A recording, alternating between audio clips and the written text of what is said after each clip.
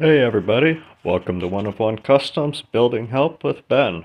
Today we are replacing a water pump on a 2012 Dodge Charger with a 5.7 liter Hemi V8. This procedure will cover most Dodge and Chrysler new Hemi 5.7 liter V8s. As you can see, this one has been slightly modified, but a lot of the vehicles we work on have been slightly modified. First thing we're going to want to do is remove the air ducting off of the throttle body here, just to get that out of the way. So the water pump is down here.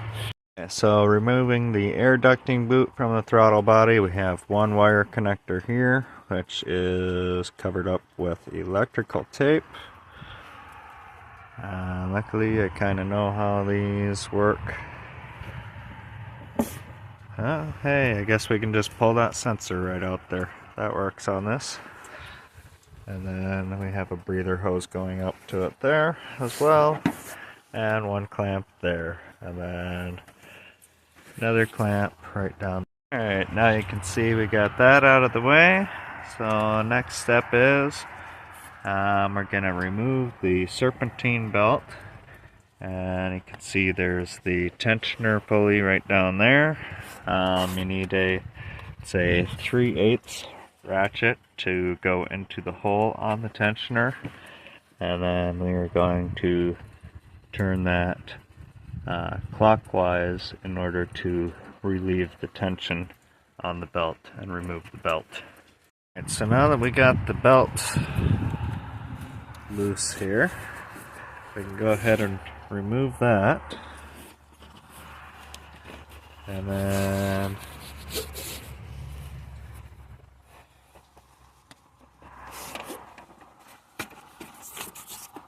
just go ahead and you can just remove that belt tensioner assembly, because we're actually going to transfer that from the old water pump onto the new one, and then also that idler pulley right there. And we're going to throw a new thermostat in, because why transfer the old one when you got it all apart anyways. With that pulley, you need a 16 millimeter. I'm using a wrench. You can use a short socket. Okay, belt's out of the way, and we got the tensioner assembly out of the way. Now what we're going to do is we're actually going to go down to the bottom side and drain the coolant. Now, sometimes on an older vehicle, it's better to not mess with the pepcock and actually just pull the lower radiator hose off of the water pump. Makes a bigger mess, but then you don't have to mess around with pulling the pepcock from the radiator. See the hose coming off right there.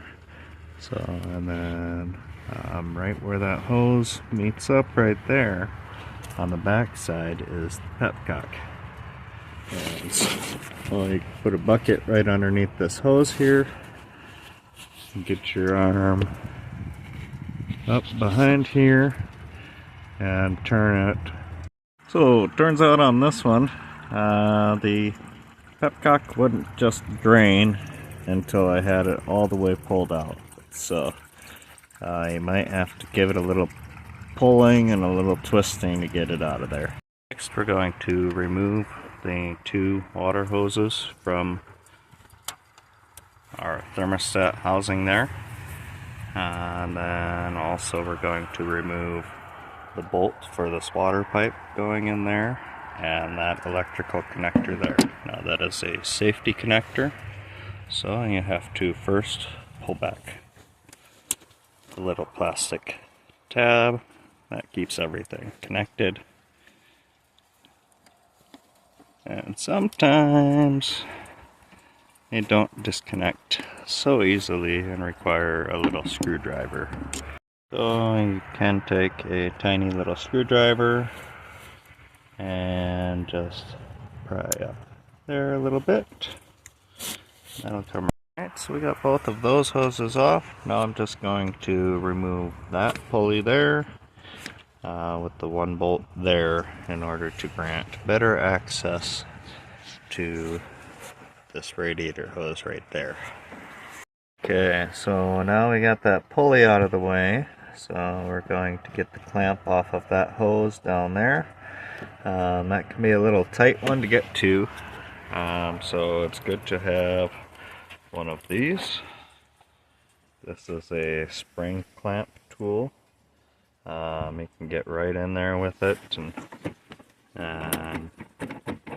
unload that spring clamp to take that off of there. Alright, so we got our spring clamp off and our lower hose taken off there. And now we're gonna go over to this side or give just a little pry on that water pipe there. Okay, you can see we have just a little separation there. So we do not need to pull that all the way out just yet. Alright, so we can see our new water pump going in. Has the position for everything, same as the old one coming out. We have our idler pulley bolts right there, tensioner assembly bolts on right there. After we get the old pump out, that will be our temp sensor, screws in right there.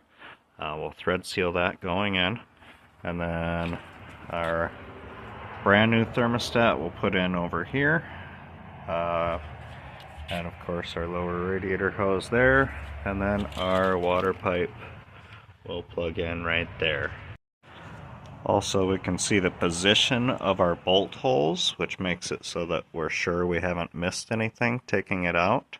We have 1, 2, 3, 4, 5, 6, 7, 8, 9, 10, 11 bolts. Remove the old bolts from the old pump, and then we're going to kind of shimmy it away from that water pipe right there as we pull it away from the engine.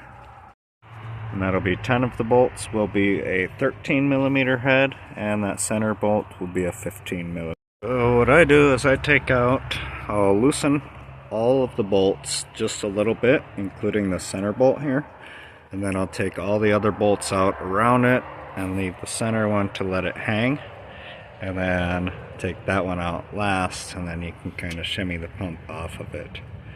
When putting it back together, you'll put that center bolt in and the top bolt just to get it aligned, and then you can just slightly snug up the center bolt until you have contact. Now, due to the fact that you have different length bolts, if you want to remember which position they came from, what you can do is take the new pump and take a punch, and we'll just make several holes in the box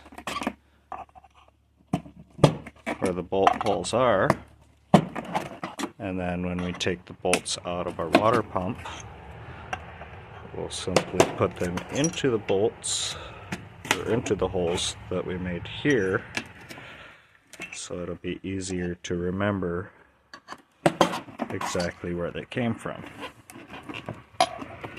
Move that one up a little bit. Alright, so now we have our holes all marked out. So we got our 2 straight holes there, and our 2 top bolts there. So we'll just go ahead and take those out there and stick them right into the box. See how they're different lengths. So as we go, we'll just stick our bolts into the holes we made. Alright, all 10 bolts in their place, and the final center bolt to be taken out still. And then make sure you have something to catch the coolant underneath, because all the coolant in the block will drain out at this point. Alright, so we got all the other bolts out. We're going to remove our center bolt here.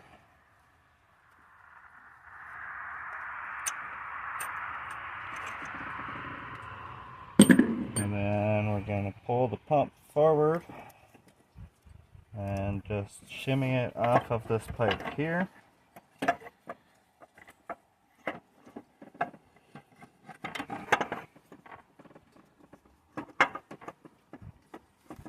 And right out there.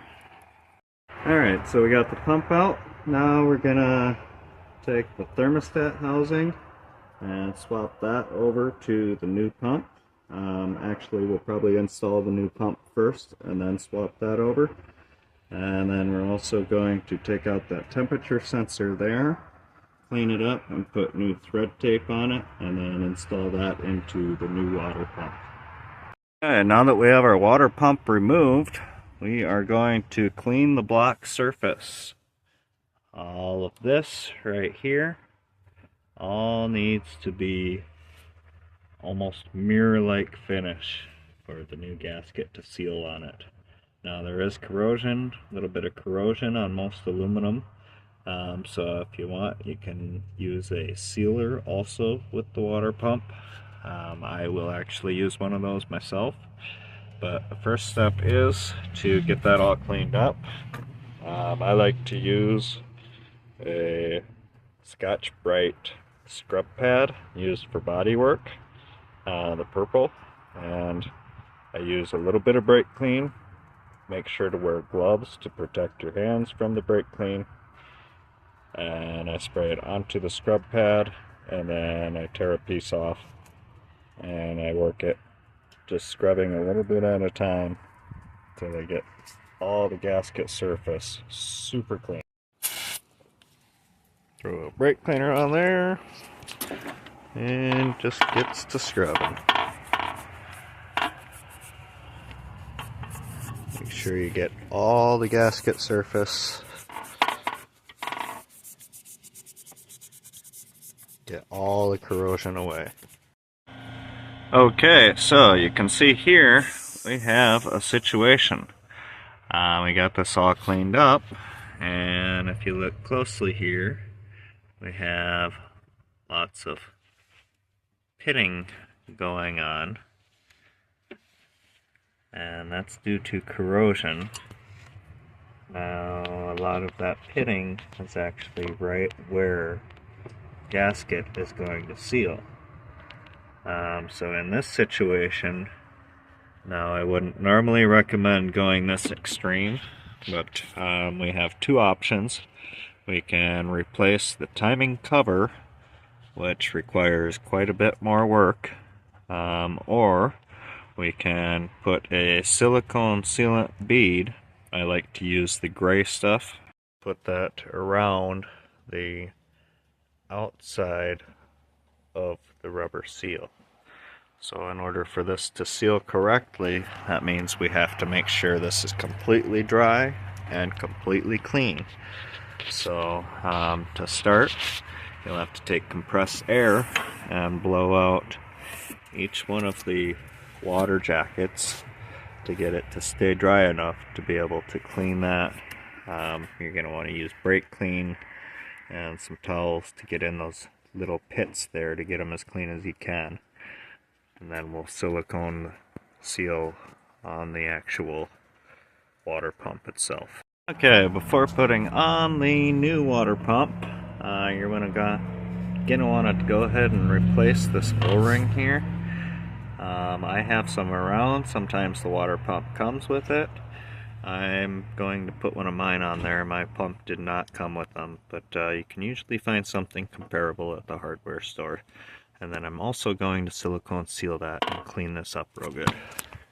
Okay, so I went ahead and cleaned off all of the machining oil that was on the new water pump so that it wouldn't interfere with the silicone sealant. So just make sure to blow any of the little scraps of towel away from there. And I'm going to go ahead and make sure to get the freshest sealant possible.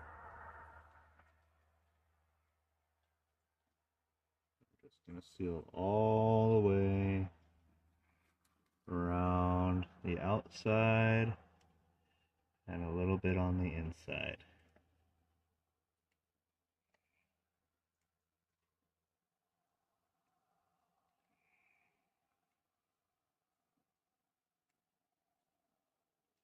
And this is only because of the pitting on the timing cover there that we have to do this.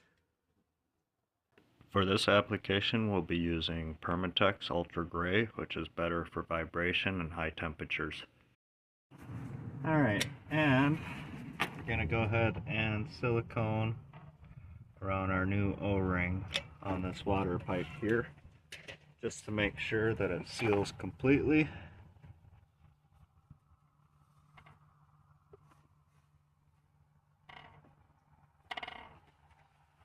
And then we're ready to install our water pump. And we're going to take, let's put it over here. We're going to take our center bolt and our top bolt from the two straight. And then remember, we have the silicone in here, so don't touch it to anything until you're up to the timing cover.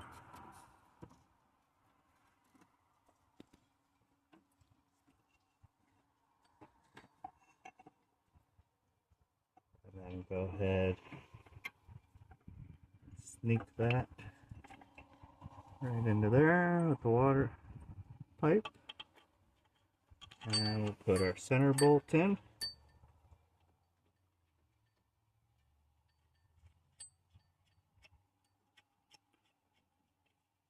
And then we'll start our center top bolt.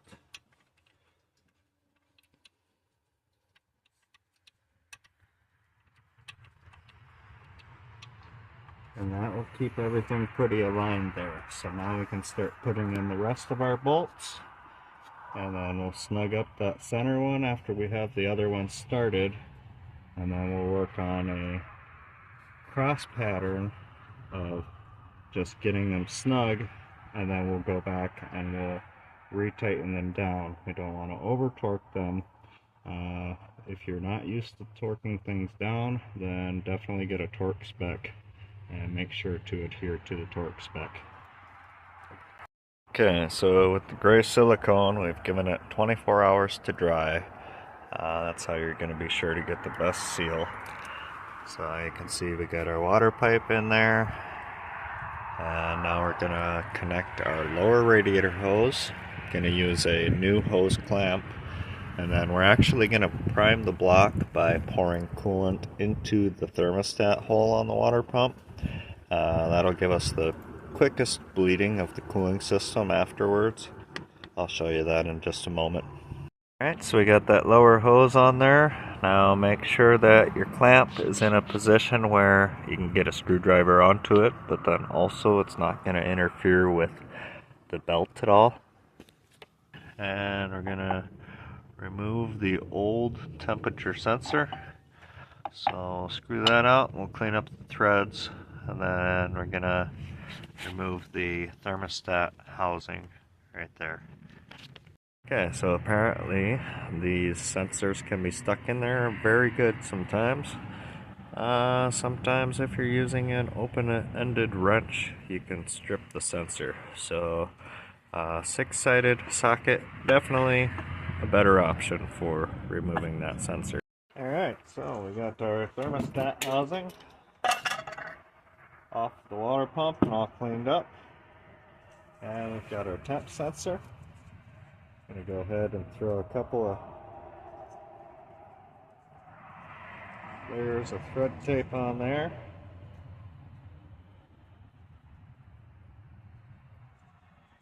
Just enough to make a little seal on it.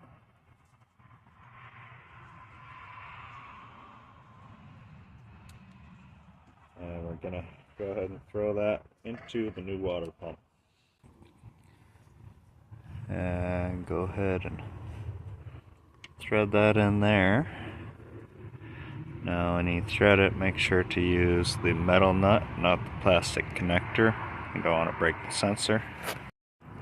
And when you're tightening that up, you want to make sure to not over tighten it, because you could crack your brand new water pump, actually, because this is a tapered thread. So you want to just snug it up, not get it too tight. Okay, now we're going to prime the motor with coolant. So I'm going to take a transmission funnel, go ahead and throw it right down there in that hole. Make sure your remaining coolant hoses are up above the level of that hole so that you can see the coolant coming up in the thermostat hole before it starts coming out of your hoses. And then go ahead and start slowly adding coolant until it gets up to the level of the thermostat there. Then it'll bubble down a little bit, and then you add a little bit more coolant. Just keep adding a little bit till it stays right up to the level of that hole. And then you're ready to throw the thermostat in and button everything back up. Okay, so what I'm going to be adding is going to be a 50-50 mix of concentrated all makes on all models antifreeze. When you do mix this with water, make sure to use distilled water, or if you can't use distilled, at least filtered water. It will make a big difference. A lot of the corrosion and pitting you see is probably made a lot worse by using just regular tap water. And we'll just start slowly adding until fill it up to the point where we see it in the thermostat housing. Alright, you can see there that we are right up to the level in that thermostat housing. It's settled down a little bit, so I'm going to add just a little bit more till it is level in the hole in the house. Okay, now you can see that we got the coolant filled up all the way to where it's settled in the hole there. So now we're going to go ahead and just wipe down this housing real quick with a little brake clean. This is because we are going to use just a little bit of silicone, because the other half of the thermostat housing is not as new as the water pump side. Alright, got that all cleaned up. Go ahead and plop your new thermostat and seal in there. And then we're going to take our housing, and now we don't have to use the gray silicone this time because we're just kind of filling the tiny little pits there. So we'll go ahead and clean that with some brake clean real quick, and then I'll use regular black Permatex, the right stuff, 1 minute gasket. Great stuff, better for large like timing covers, oil pans, that sort of stuff, to use the gray. It's a little better for heat and for vibration. Alright, so I put just a real thin coat on there, and then I'll actually smooth it out and take most of it off of there. Just want a really thin coat on it.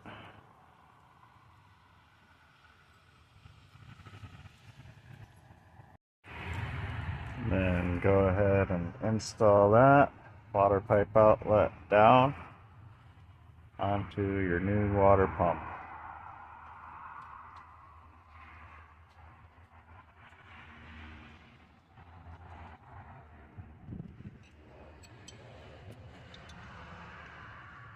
Go ahead and get that snugged up.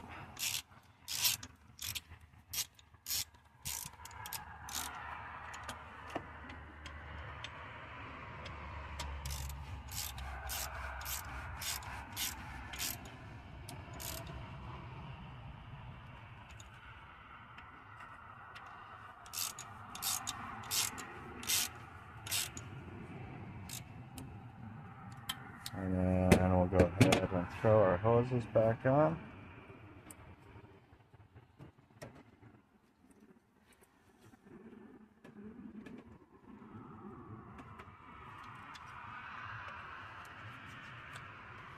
Put our clamps back on.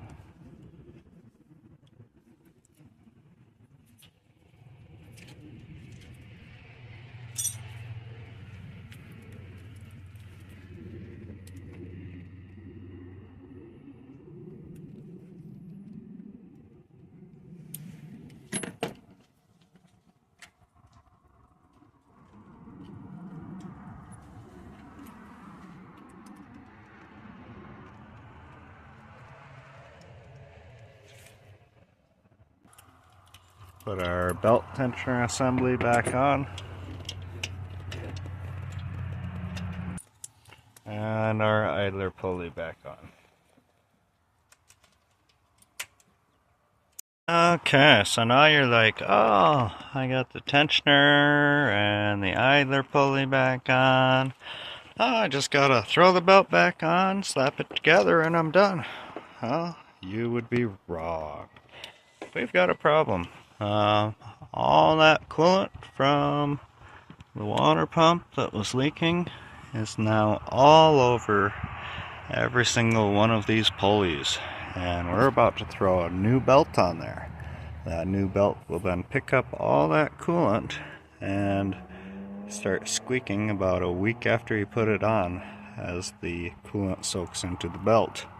So what you need to do before you do anything else, we're going to slap this back together real quick. Just throw the intake on, make sure our vacuum hoses and our sensors are plugged in, and that'll keep the water out of them. And then we're going to flush this whole front, all of the pulleys. We're going to spin them, except for the crank, of course, and we're going to flush them with water, light pressure with a garden hose, and then blow it dry with compressed air. Okay, so you're going to want to flush all these pulleys here. Now the alternator one, try to stay just at the pulley itself. You don't want to load the alternator up with water. So we're just going to gently soak that one a little bit, and we'll go ahead and spin it around as we're soaking it.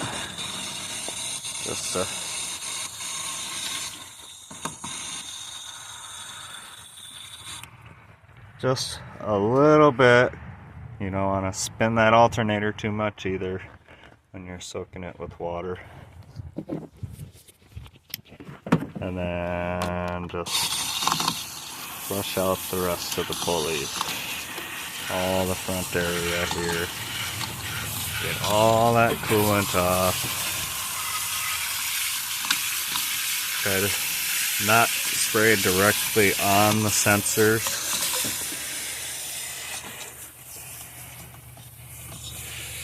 Get down there in that tensioner pulley. Okay, so we got all the pulleys, even down to the AC pulley. We're gonna go ahead and take some compressed air.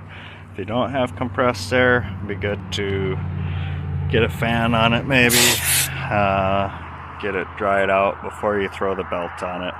But mainly gonna focus on the pulleys when I'm blowing with the compressed air.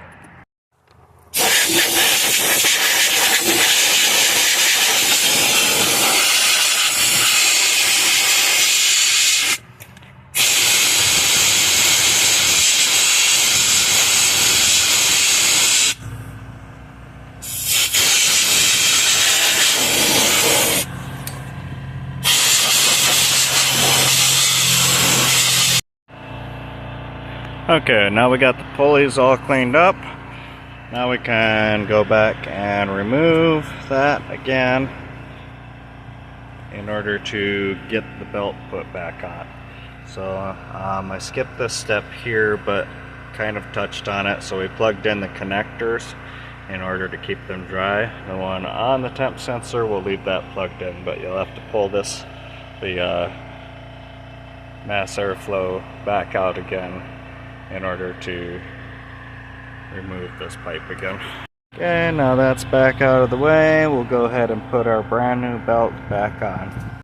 I'm not going to explain the belt diagram. Instead, I'll just show you a belt diagram. So I'm going to go ahead and loop this belt around on these pulleys, and then I'll show you the last step where you want to put the tensioner. Okay, so now we got our belt all routed. I've got a serpentine belt tool. I figured out there's not much clearance between the fan and the tensioner assembly. So now the last step is to pull it off to this corner idler pulley here. So it's routed along all the other pulleys here. So we're going to go ahead and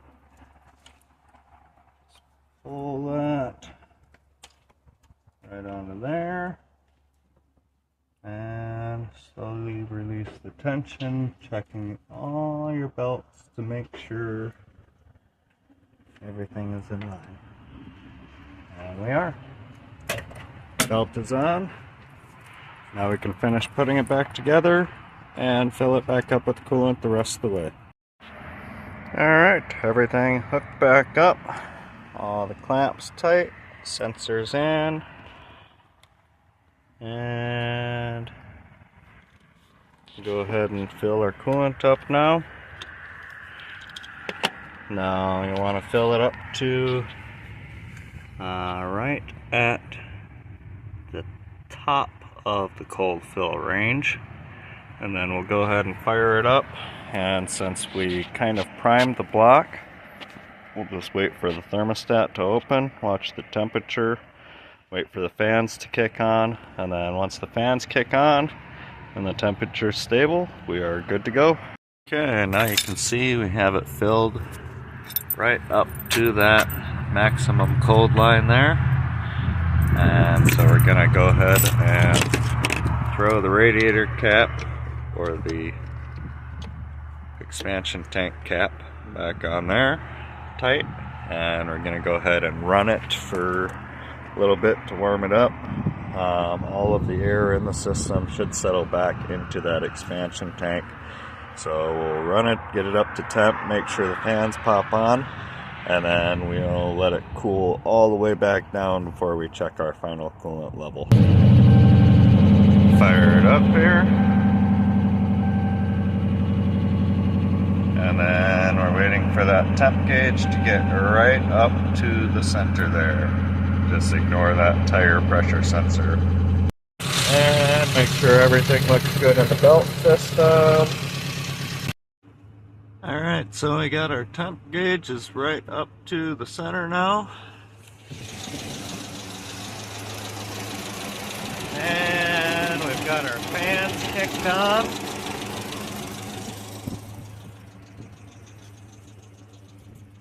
So we'll just go ahead and let that run for a few more minutes, make sure the temperature's stabilized and it's not going up any higher.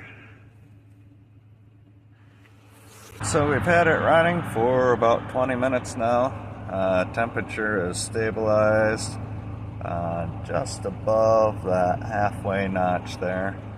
So it's not going any higher, hasn't dropped at all. So we're good to go ahead and shut it off, and then we'll let it cool back down and take one final check of the coolant level, and it's good to go. Alright guys, just a couple things before we wrap up. First off, when you're doing your warm-up cycle, keep an eye on the temp gauge. If the temp gauge goes up to the 3/4 mark, shut the vehicle off and start the warm-up cycle over. Now if you have to do that 3 times, you might have a sticky thermostat, or you might have another problem going on. Hey, thanks for watching today. Hope you learned something. If you liked what you saw, hit the like button and subscribe below. If you have any questions or comments, feel free to leave them in the comment section below. Have a good day.